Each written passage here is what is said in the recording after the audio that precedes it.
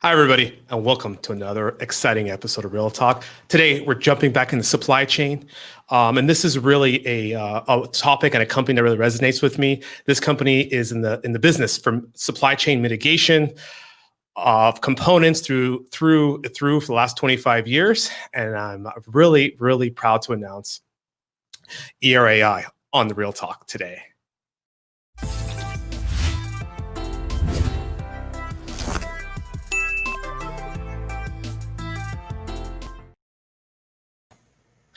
Hi, Richard. How are you? Good, Rob. How are you today? I'm doing great. Welcome to the Real Talk. Thank you for coming on the show. I am so fortunate to have you. And as I said, supply chain is a big thing for our business. And in my world has been in, you guys are the police that with the last 25-year policing the supply chain mitigation, helping suppliers, manufacturers in all industries. So as I said, I would love to start telling us a little about yourself and get into that. How did you get into this business, Richard? Well, Rob, I'm a second generation distributor guy. My dad was with a distributor called Electronic Wholesalers when he brought my mom and I back to the U.S. from France in 1960. Electronic Wholesalers had two locations, one in Washington, D.C. and Cape Canaveral. And they were selling tubes and resistors and capacitors. And I think the 2 and 2222 is just now coming around. So he worked there for many years and eventually took a job with a distributor called Kramer Electronics. At one time, Kramer Electronics was the largest electronic component distributor in the world. And Kramer Electronics ended up buying Electronic Wholesalers at one point. So as a teenager, I spent my summers in the warehouse of Kramer Electronics doing inventory, counting resistors, filling orders, receiving, things like that. I had trained at a tech high school to work on small engines. I wanted to be like a tractor repair guy or small aircraft repair guy. And when I got out of high school, my dad said, "What do you want to do?" I said, "I don't know." I hadn't thought much about it. By that time, he had a rep company. And he said, "Well, I tell you what, I'll give you pay for a haircut, a suit, and a briefcase and turn you loose." So I cut my teeth selling components to radio and TV stations in Virginia. No experience. And at the time, this would be 1977, remote broadcasting was a new thing. So the radio and TV stations were building their own remote broadcast vans, and they were buying components to do that. And I just happened to show up at the right time. So after a while, I progressed and I started calling other type of customers.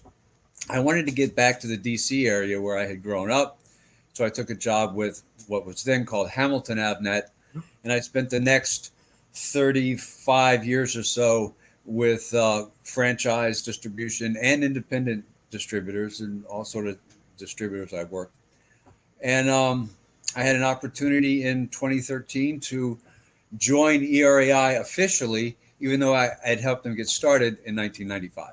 Wow, I mean that story it resonates with me well because myself, I started, as I said, different generation, but I started electronic business. My family business, we had this. My father was a power supply engineer in the 70s, built the business, the distribution. And I really resonate with the same story because that's where I came into, which direction you're going to go. You're going to go into your own career, you're going to get into family business or figure this out.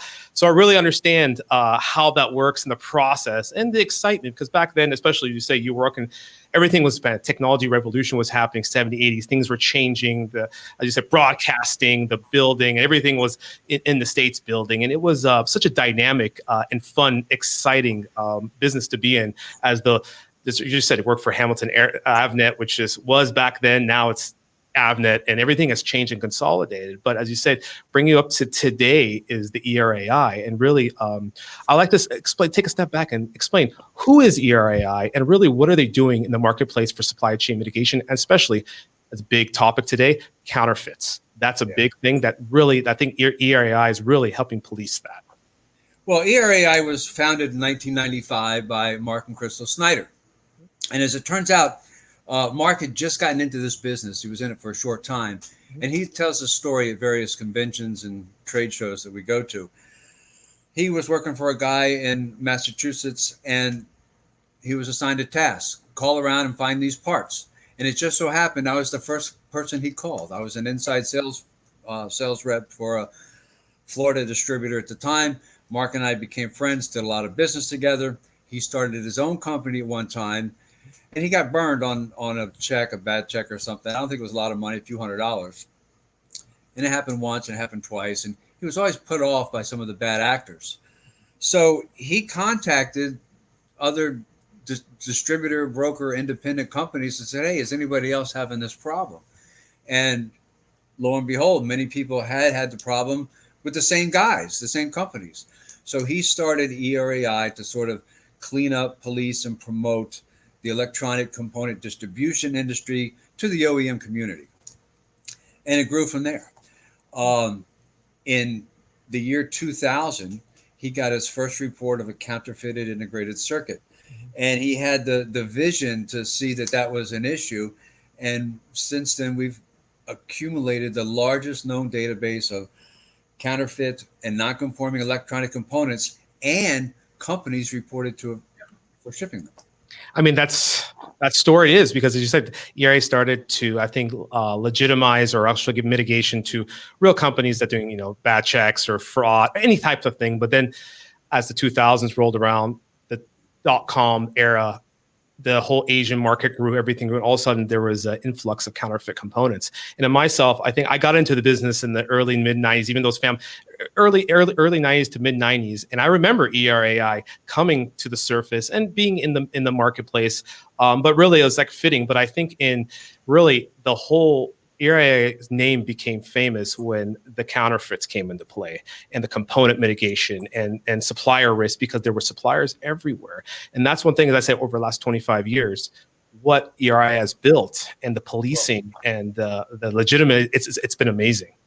I think that point is driven home when you realize the company was started as ERAI, Electronic Resellers Association Incorporated. Yep. And at about our 2008 executive conference, half the attendees weren't even resellers. They were manufacturing companies, EMS companies, prime defense contractors, government agencies. So our member base had grown to include companies and entities beyond just resellers. So the company name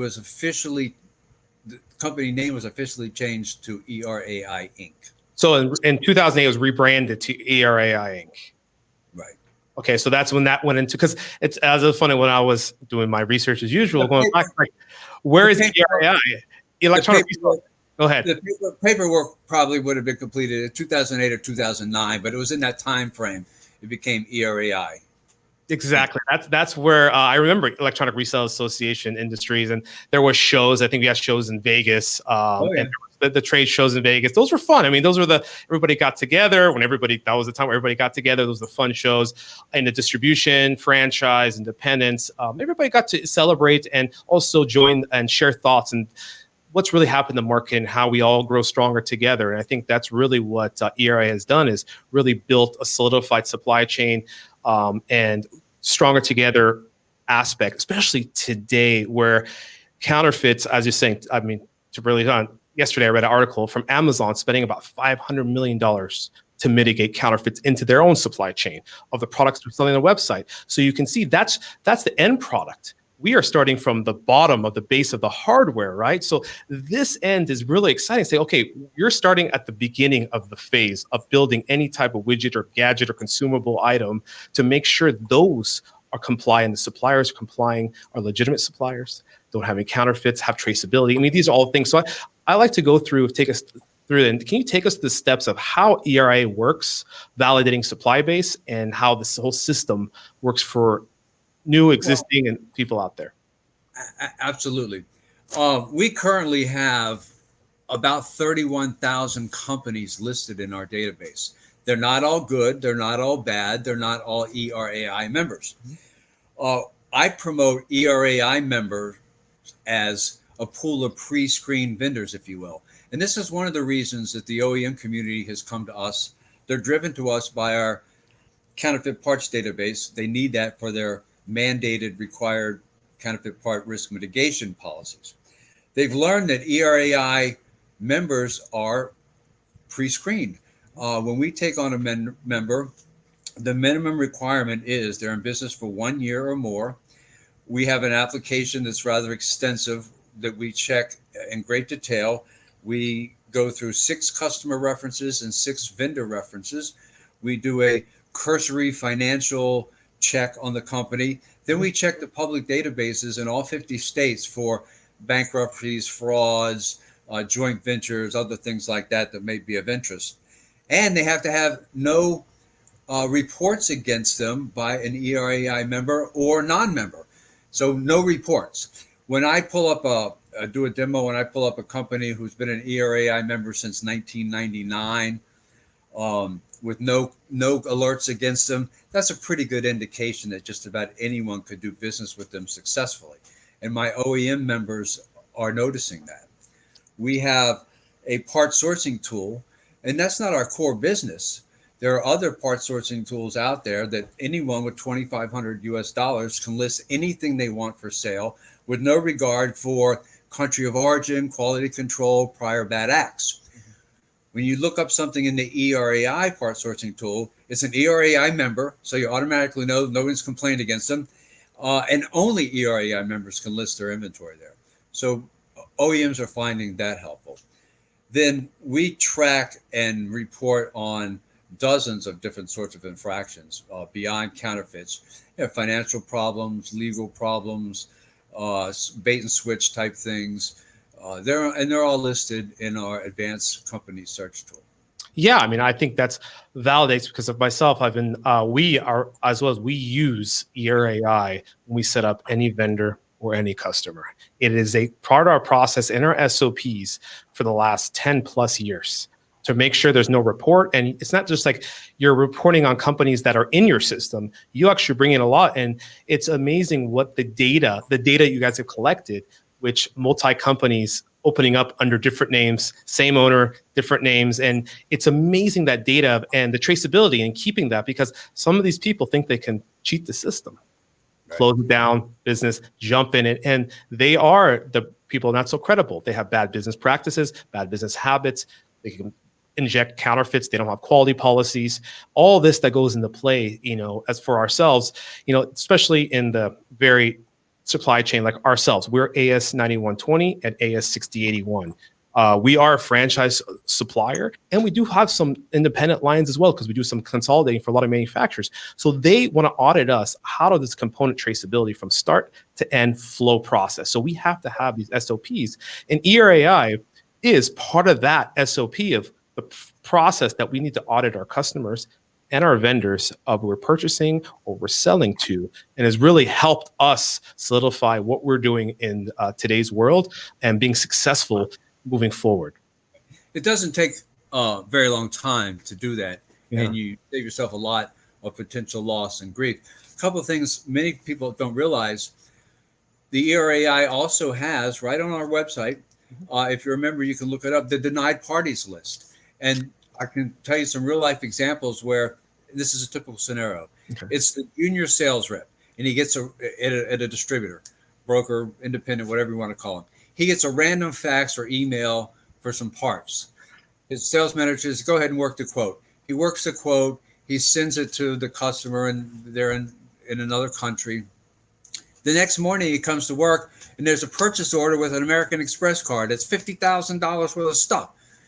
They process the order. The American Express card is cleared. It goes through. They're all high-fiving in the office. They ship the product. 3 days later, the guys in the black suits and gold badges show up and say, hey, I need to look at this because you ship parts to a company that's on the denied party list. They've been denied by either the Bureau of Industry and Science or the State Department or one of these.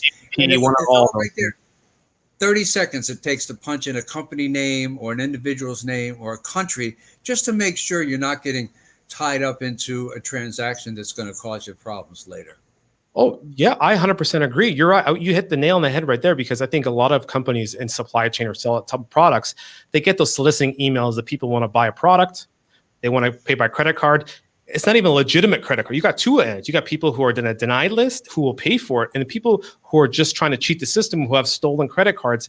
And that's why I want you to, can you explain to us a little bit about how often you've seen that? Because for us, we get a lot of inquiries they just make up stories. They actually counterfeit or they impersonate companies, and they impersonate, just companies' email address. It looks the same, maybe one letter is different. People don't notice. Set up terms. And can you explain to us how that has really been prevalent in the marketplace of the counterfeiting or impersonating Right.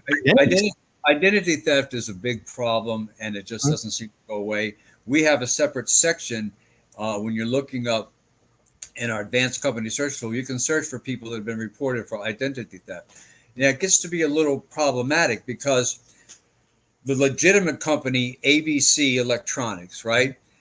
If somebody tries to steal their identity and it's AB.C Electronics, just for instance, we can't put identity theft as an incident against ABC Electronics because people go, they type in and say, obviously, identity theft, and they back off. They won't dig in to see the details that they are the victim of the identity theft. So we send those out in emails through our database, our email broadcasts, whenever they're identified. And we put a note in there so it doesn't look like the legitimate company has been reported. We'll put a note there that this company, you need to go look at the company that was reported and see the differences.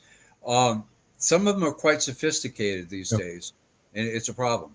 Yeah, I agree. I think everybody, it doesn't matter the component, with everybody's facing these things, because especially if you're doing digital marketing, online marketing, website marketing, a lot of people contact, they want to buy a gadget. Oh, it's legitimate. And sometimes we all fall for that. Even the merchant companies, everybody's getting a little more high risk that these people aren't there. And I think we see the alerts from ERAI, which is very active. That's one thing I want to talk about. You guys are active. You're sending out alerts on a daily basis. You have database that people can search part numbers, search companies. This data, it's actually priceless. People don't understand the strength of what this can do. It actually is, can be priceless. Yeah.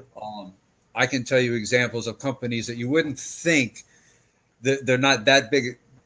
They're not that well known in the electronics industry as a big customer, but they get burned and they come to us. And then, one of the services ERAI does is we're not a collection agency, but what we do can help people refund money to you, especially once we've opened a case. We talk to all the parties involved, and when we threaten to broadcast this, all of a sudden a lot of people are more open to the idea of settling.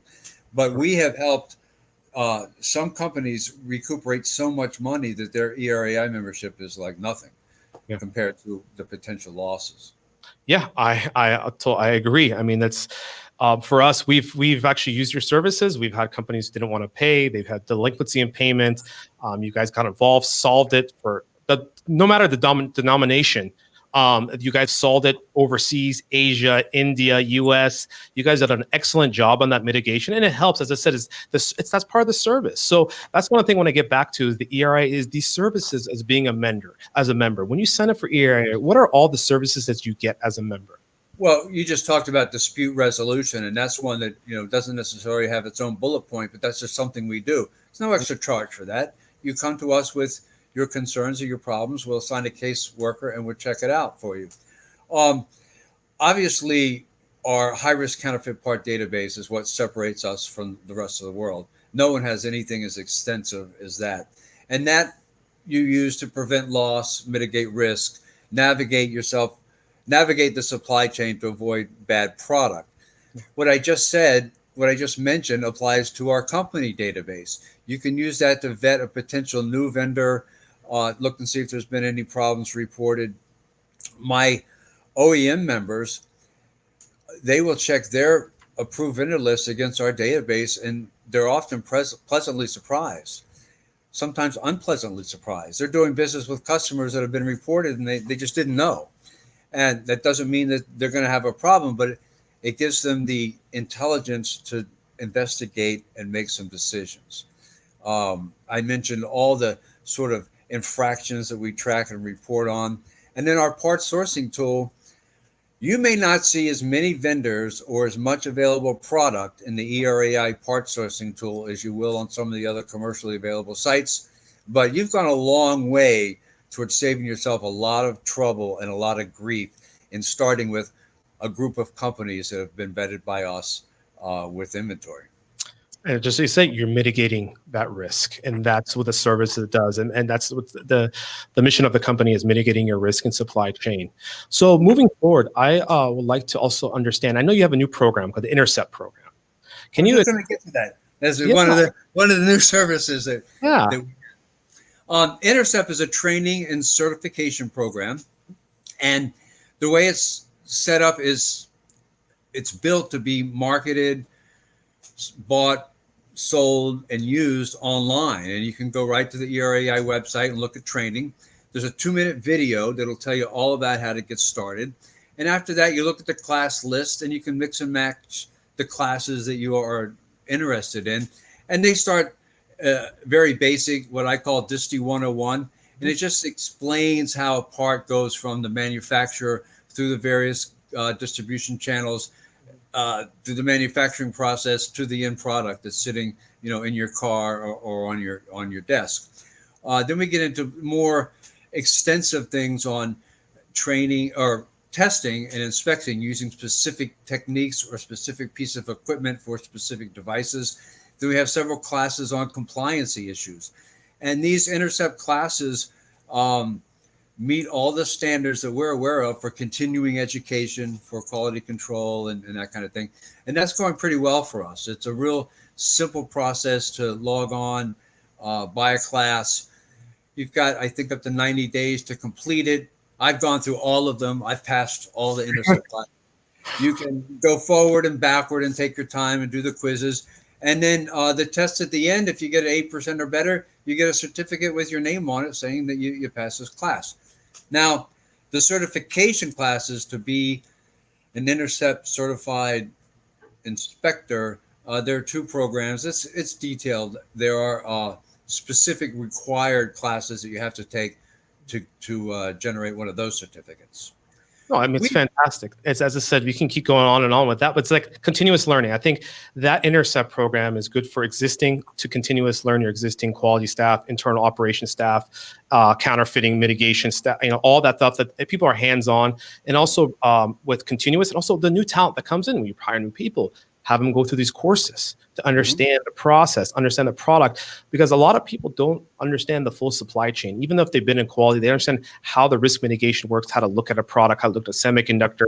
I mean, everything there's a component in it, and learning, and it teaches your eye, right? This Intercept class really does a training and teaches your eye how to look for little abnormalities and how to process things, correct? Yeah, you're absolutely right. That reminds me, when I do demos in our high-risk counterfeit part database, we always give you an image of the part, the top of the part as received, the bottom of the part as received, and then images that support the text descriptions of the various nonconformances. Well, my manufacturing companies, they use those images to train their incoming inspectors, their QC guys, and even production line workers are trained using these images so that they can spot these anomalies as sort of the last line of defense in keeping counterfeit product out of their products. Yeah, I mean, it's excellent. It's a win-win. I mean, this is just the awareness. As I guess, again, ERAI is not just the service, it's building awareness in the marketplace. It's training companies, not just suppliers, OEMs. And I know some of the top tier 1 OEMs are using ERAI to qualify their vendor base, which means that it's amazing because the data, it speaks for itself, and the process, and overall, like, everything's been evolving. So that's what I want to ask the questions moving forward. How do you think that in the last 25 years, just as the ERAIs, how has the industry evolved in this type of mitigation in the business that you see for the future? Big question. Yeah. It's involved in a few different ways. One is the actual technology, the changes, and it's been mind-boggling for a period of decades. When I got in this business, the leading EPROM was a 1702. That was before the 2708, which rookies haven't heard of because they're all the 27-1000 or 27 4Ks, whatever. So DRAMs, when I got in, they were 256-bit, not 256K, not 256 meg, 256-bit. You needed 4 of them to make a 1K byte. Right. Yeah. Yeah. The technology has grown. Moore's law, I read recently, the guy, I think the head of NVIDIA, I think, says Moore's law has finally died, but Moore's law stated that densities would double about every 2 months or every 18 months. And we went through that for a long period of time. Yeah. So the original 8088 microprocessor has been superseded, dozens of times over with the Pentiums and the high end and the multi-processor solutions. So the technology has changed. The way we take product to market has changed. When I got in this business, you would not be successful unless you had a hard brick and mortar facility in a marketplace. When I started with Avnet in Baltimore, Maryland, their customers were Baltimore, Maryland. They couldn't do business in Washington, D.C. or Virginia because those people thought Baltimore was too far away. So they got smart and opened an office in Columbia, Maryland, which was halfway between D.C. and or Virginia and Maryland, and D.C. area and Baltimore area. So then the marketplaces, it was kind of they merged there. Both of them would feel comfortable dealing with a company in that location. You had regional managers. You had the open offices in Carolina. You couldn't run those offices out of Richmond, Virginia. So you had to have a brick and mortar location with inventory. It was one thing the customers demanded that I want my parts in stock. I want your sales rep to be able to put them in his car and bring them to me if I need them that quick. Franchises changed that way too. You'd have companies that were national companies. Maybe they had 25 to 40, 50 locations, but they would only be franchised for product lines in 40 of those states and not 10. So even the franchise varied from area to area. So the way we take product to market has changed. Now it's phone sales, regional warehouses or master warehouses, and shipping has become cheap. Internet has become cheap. In the old days, you really had to have a lot stronger local presence. Yeah, so the technologies, the world's gone smaller because of the interwebs, and the internet has made everything smaller. And as I said, I agree 100%. And that's why I wanted to jump into, because your experience is really going into the global aspect. I know you have a lot of experience in Asia, a lot of Europe, you've traveled around. So really, what has transformed of what you've seen over the past 20, 30 years with the expansion of Asia, manufacturing, supply chain? Really, what is your insights on that? Well, I can tie the last little question into this one to standards. When I got in this business, there were no standards. You had mil spec and commercial, and the mil spec people don't realize. Military semiconductors, and when I got in this business in '78, had to be manufactured in the 48 continental United States on a separate military production line with either an in-house or visiting military inspector. And that military inspector vetted the employees that would work on that line, the quality control, was it being built to spec, that kind of thing. And it was expensive, very expensive process, but we didn't have near the counterfeiting that we had now. I think some of the first standards that really started to come into play were ISO, and I was an inside sales rep when that came around, and people were confused. Well, I'm an ISO company, so all your problems are solved. And I had to explain to people, customers, that my competitor just said about ISO what he said, but the truth is ISO does not make a bad part good.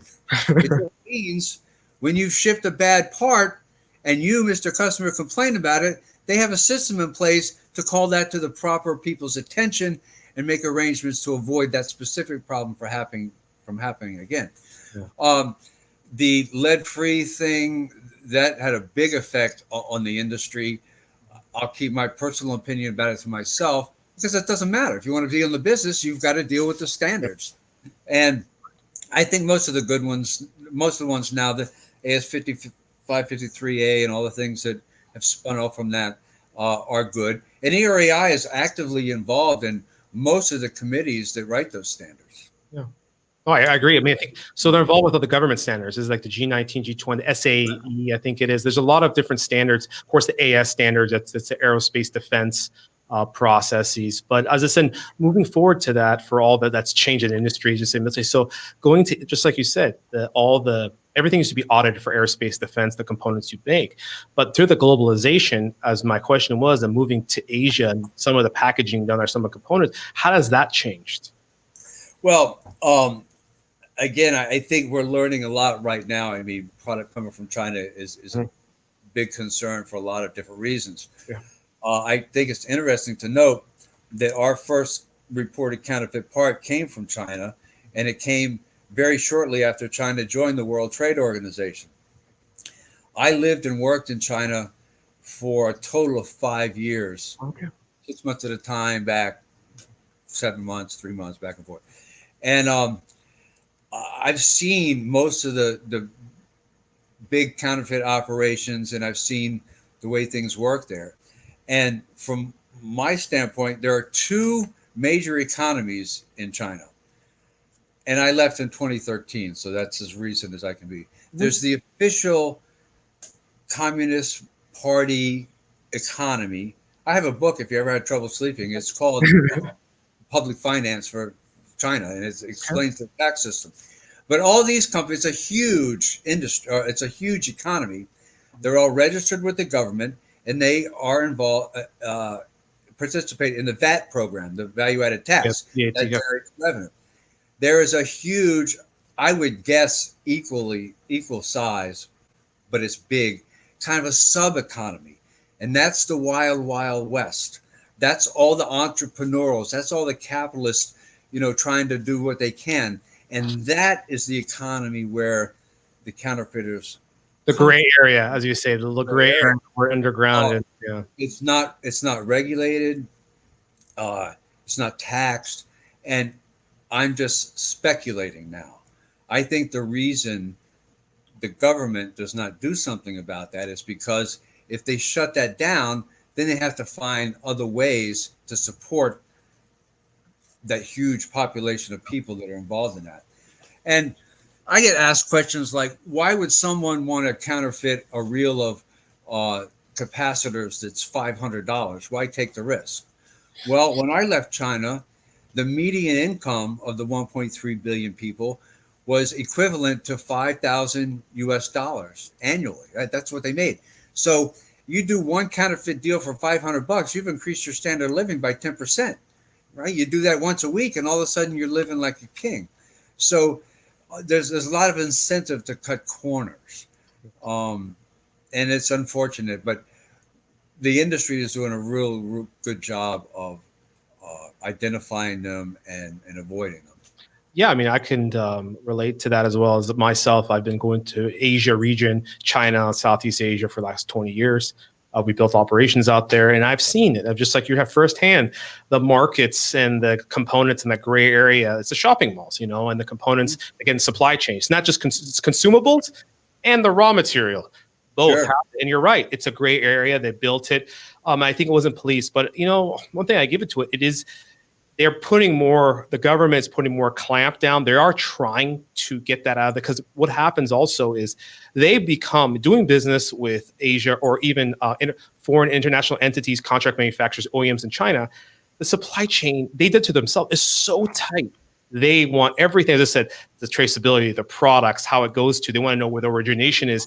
They are more tedious on quality than actually a lot of other countries are, even US, for that, because they know what they created themselves. So they're like, okay, they know how to look at products. They're experts at the eye. They know if it's counterfeit. They know the testing protocol. They know everything because they actually created it. They learn from themselves. Okay, and it's funny is in this business, it's been harder to do business with some Chinese back or multinationals who do manufacturing over there because they're very tight. They're at the end of the day, like, we just don't want to chance anything, what type of protocols they'll audit you, who you're buying from, because it's very easy to go into that gray market and get products, easy money, as they call it, easy money, easy go. You can make money, but it cause a fire, cause this. And that's the challenge, because that's why it's a 50, I don't know how many, I think you might know the numbers. How much of the billion is a counterfeit industry total, not just component, everything? It's like 50 billion, something like that, isn't it? Well, that's just in our business. I saw a number in an article just recently of $1 trillion, but that included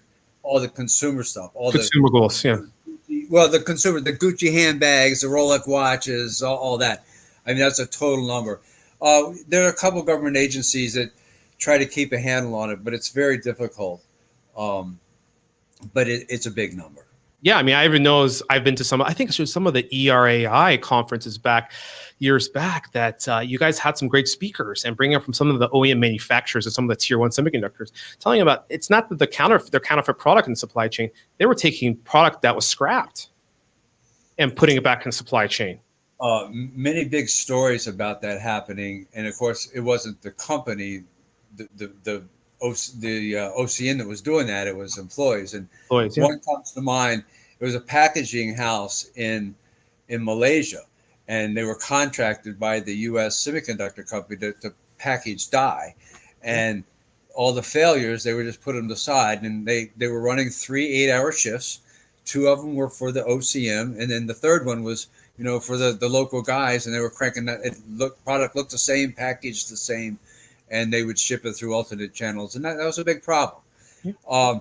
Most OCMs have tightened that up over the years. I mean, it was a big problem for a long time with many OCMs. I mean, in my travels, I saw a lot of product that was just as authentic as it was authentic. It was authentic product, but it was scrapped, failed product that should have never been released into the supply chain. Yeah, I mean, I have those stories. I've heard a lot of those conferences. I was even like, I walk out of it like my mind's blown. Like, oh my God, I can't believe this amount. I mean, I think it was also due to globalization. A lot of companies outsource chip fab, front end, back end, and they thought they had control, but people are very innovative. And you're right, a little bit of money, a little trash. People are creative, and the Asians are very creative. They turn trash into cash. And that is really what it is, and how that multi-billion trillion dollar counterfeit or using trash is in there because there's money to be made and people are making a lot of money. But overall, I know we're trying to clamp down. The governments are trying to clamp down because at the end of the day, we can't have this type of business happening. We can't have it in our industries. It's getting into a lot of defense, life support, and that's one thing. ERAI has been one of those leaders of reporting that. You guys are on top of it. I've seen a lot in the last 10 years. A lot of cases where people are selling, exporting military goods to restricted countries, sanctioned countries. These things going back, and you guys have done a great job creating the awareness of that, and that's really what I appreciate. Is at the end of the day, you can't know everything. But you guys push that content to your members or to external and try to say, hey, here's the awareness. Be smart. These are the companies to do it. And it's been fantastic. I mean, you guys done it. As I said, you guys are the police for this component business. We're a business intelligence firm, and we really want to give people the intelligence to make good decisions. What you just said a moment ago, be smart. I say that 50 times a day. And, I don't want to tell anybody how to run their business, but when we see a problem or an incident that we think affects them and we're talking about it, we say, this, you have to look at this and be smart. One of the things that we do along those lines, we have several cases in our database of companies. They happen to be Hong Kong or China based, but the company name changes and they're online, retailers, and their people placing orders with them. But what we do is we have connected all of these different company names with a single bank account or a single IP address. And if people, they go online and they say, oh, look, I found these parts in Hong Kong. And I've done this a million times. I say, excuse me, ask yourself, why is it that the largest companies on the planet can't find 1,000 of these, and you think some guy in a garage in Hong Kong legitimately has 15,000 pieces? Now, just think about that. But I have to have them. I find, don't pay wire transfer in advance, but I must, because that's the only way they'll ship me the parts. And they do the wire transfer. And in the old days, at least, the guys who were going to scam you had the decency to ship you a 20-pound box of rusted forks. Now they don't do anything. You get the money, you never hear from them again.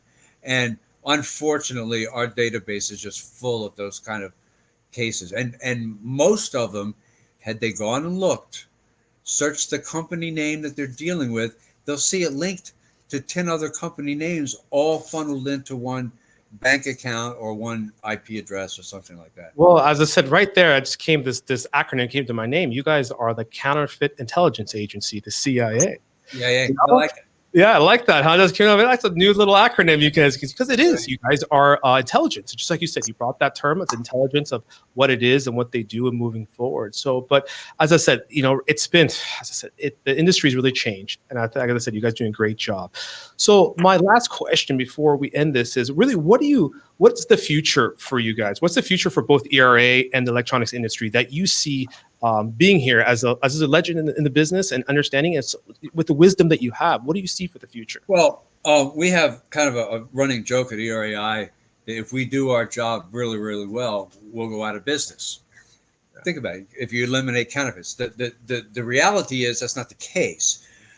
In 2018, for the first time since we ever started collecting data, the number one most reported counterfeit device was not an integrated circuit of some kind. It was a multi-level ceramic chip capacitor. Okay. So the point is, counterfeiting, the target changes all the time from year to year.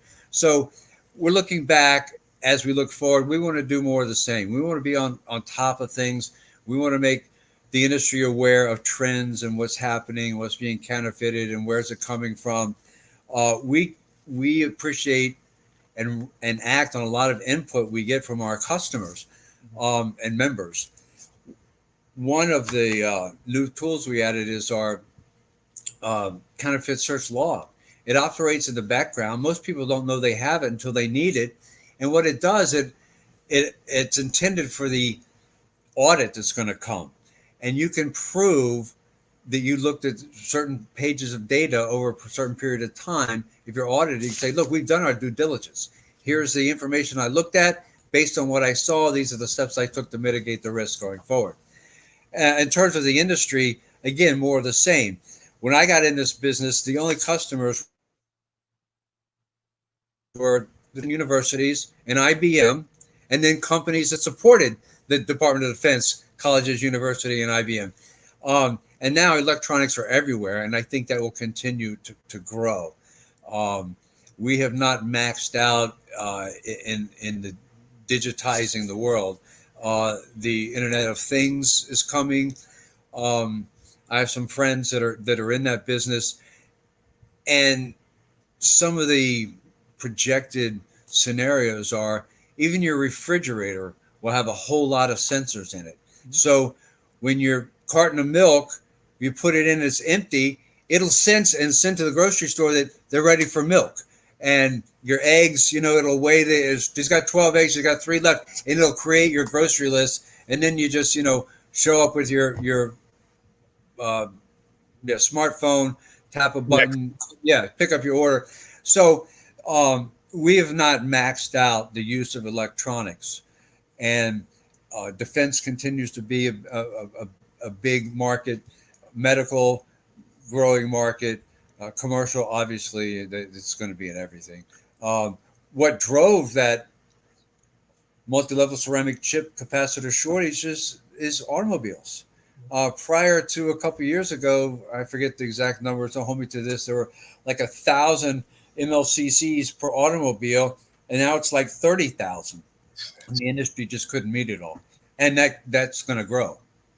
Yeah, I got to agree. I mean, you hit some nails on the head right there. Is the industry's growing, the technology is growing, everything's IoT. The 5G networks. Once the 5G networks is up here to stay and it's built, the structure is built, it's going to slow to it's been, in my opinion, everything's been accelerated because of the current situation of the pandemic we've been in. Right.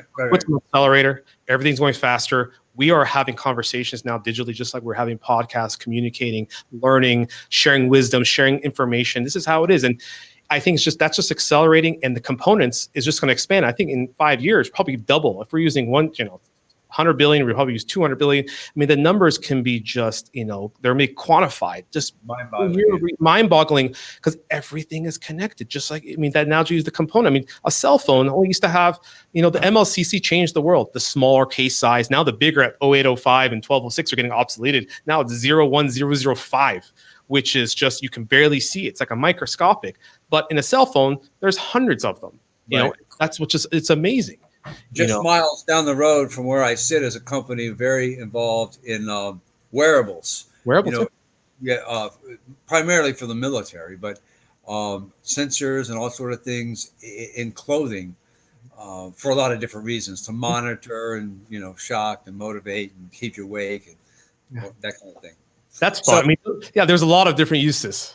it's been a good career, good time. I've had many more good years than bad years, and I owe it all to people that took me under their wing and taught me things. I mean, I talk about some great men, a couple really smart women that have mentored me over the years, and I've always given that back. I have hired and trained probably 200 people in this business. Many of them still have good, strong running careers. Some of them have come and gone. But with all the technology in the world, I will never be convinced that it's not a people business. Yeah. You build a relationship with somebody, you'll find a way to do business. And I encourage people to never forget that. I 100% agree with everything you said, and myself and it's in my blood, and I am right now for me. I feel like a disconnect because I can't travel and visit customers and people like I used to. So building a platform that we communicate, I can share wisdom, bring on professionals and leaders and thought leaders like yourself onto a platform we can communicate. I learn from as well. I learn from what's going on. And this is really, where we are today. We have to keep communicating, even though if we can't see each other in person, at least we can communicate in a conference, virtual conference. What we do is we have to keep evolving, right? This is a short term. We will get over this. As I said, it's a challenge. As I said, I always don't focus on the things you can't control. Focus on the things you can control. And we can't control this, right? We can control this. And I am so fortunate. Thank you, Richard, for coming on the Real Talk. It's been great. I've learned from you. I think now I can consider you as a friend that we've shared in stories. I can always reach out, and I would always love, as I said, I can always tap you for anything if you have any questions. And really, my thing is to give back, and also ERAI has been a critical in the industry, has helped us, and that's my way to give back, to bring the awareness to the industry. People should know of ERAI, what the focus is, and this platform will hopefully give some more awareness and help with the counterfeit mitigation, risk mitigation, vendor management, everything that we've been talking about for the last 40, 50 minutes. So it's been fantastic. Perfect. I agree. I never tire telling the story. And I will leave you with this, Rob. Wherever I am, you have a friend. Thank you, Richard. And remember, guys, end this with always remember, be smart, be thoughtful, be generous. Thank you, Richard. And I'll see you again.